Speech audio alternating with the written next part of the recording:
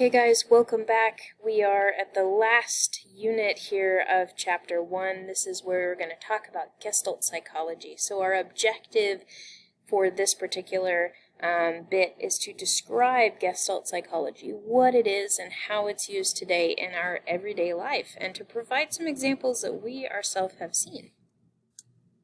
So first, what is Gestalt psychology? That's a weird word. If you've never heard it before, that's totally fine. Basically, it means a type of psychology that is talking about shape and form. It's a German word, of course, and it is based in the idea that our perceptions of objects are more than the sum of their parts.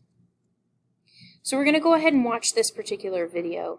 This is a video that I actually am not going to be putting into Canvas Studios. I'm going to have you guys watch this in class. So even if you guys have already watched this on your own, we're going to take a few minutes and watch it together as a class. So just bear with. I'm going to try to move forward without it starting.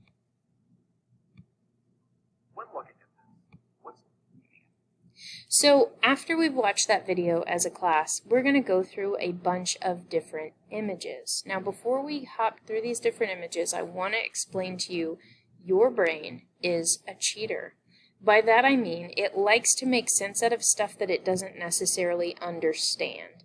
Okay, this is one of the reasons when we are looking at, let's say, the front of a car, you might see a face. Some cars look angry, some cars look happy. If you put a Toyota 4Runner, like a newer Toyota 4Runner, side by side with a Volkswagen Beetle, you would see faces, right? I'm not talking about human faces, but the headlights and the grille would make what your brain would maybe try to process as a head and eyes and a mouth, okay?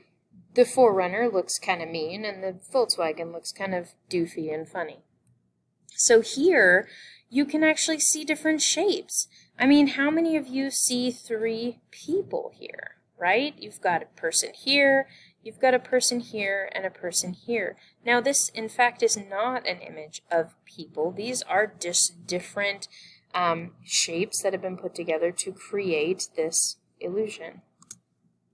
This one's pretty cool too. For all we know, these are just a bunch of doves and they just happen to pause, yet our brain sees a big dove inside of a, let's say, flock of smaller doves.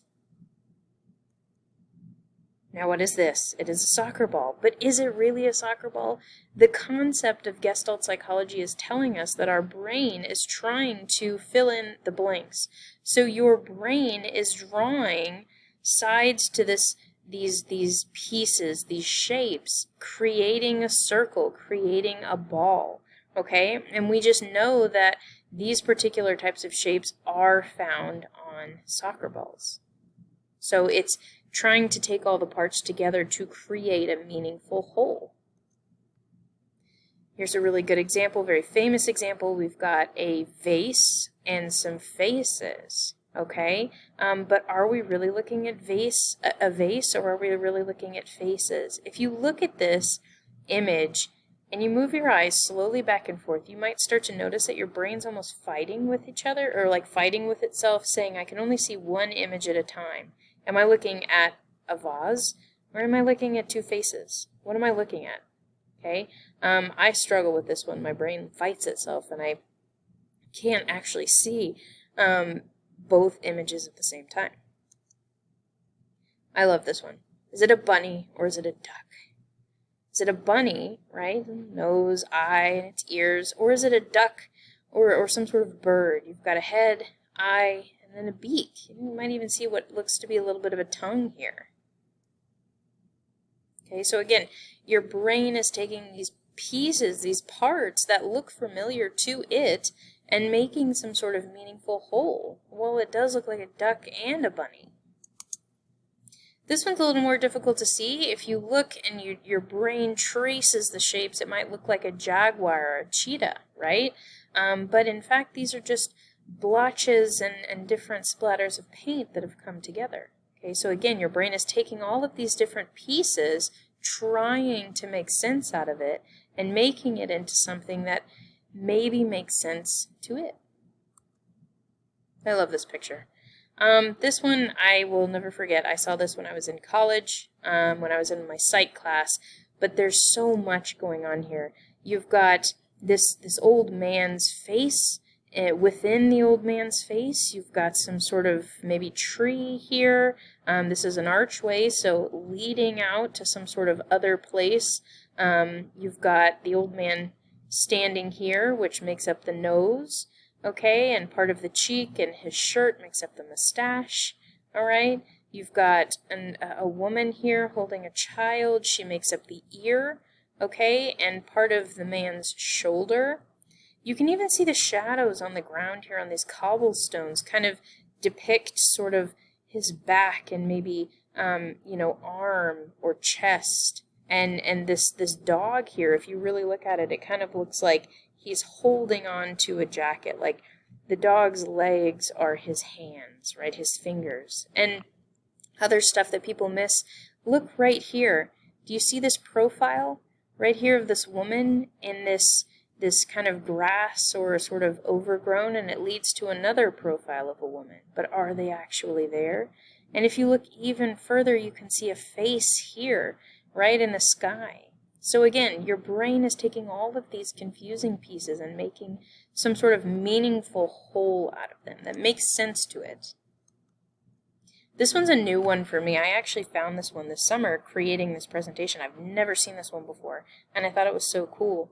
Like, you've got several different things going on here. You've got sort of this, eyebrow sort of like upper part of a face. You've got eyes here. These bushes and trees are eyebrows. Another eye, bushes, trees, eyebrows. Beginning of the bridge of the nose and the actual tip of the nose itself in this woman's hat. Her scarf represents the lips. Chin is her backside, okay? This is really cool. There's so much to see here. Okay, again, your brain is seeing all these different components and trying it to make sense. Okay, this is an example of everyday life, okay? FedEx, right? We've seen this logo a billion times. If you're like me and you like to purchase things online, you know FedEx well. But have you ever noticed the arrow within the FedEx logo? Some of you are like, well, duh, Miss Matthews, I've seen that a billion times. And some of you are sitting there saying, oh my word, I've never seen that. This, my friends, is for you, those who have never seen that before. I'm not going to lie, I think I was in my 20s when I had this pointed out to me in a psychology class, and it forever changed my mind. Look at that, the arrow in FedEx. I'll never look at it the same way again. So a project. Here we go. I'm going to go ahead and talk about this project's instructions with you. I'm also going to be talking about them in class. But what we are going to do is we are going to be going over the famous figures in this project. You're going to be drawing a slip of paper from a bucket as a group at your pods. Okay, there will be a name on that piece of paper. You guys will then be tasked with creating some sort of poster or presentation about that person. So I need a short personal description. Give me a little background on this person.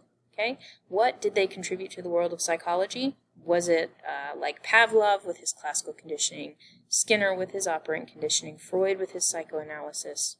Go for it. Tell me about it. Famous experiments. So if they conducted some sort of famous experiment like Watson with little Albert, I need to know about it. What perspectives did they influence? So did, like, for example, classical conditioning and, with Pavlov and all the things. You just keep going with that.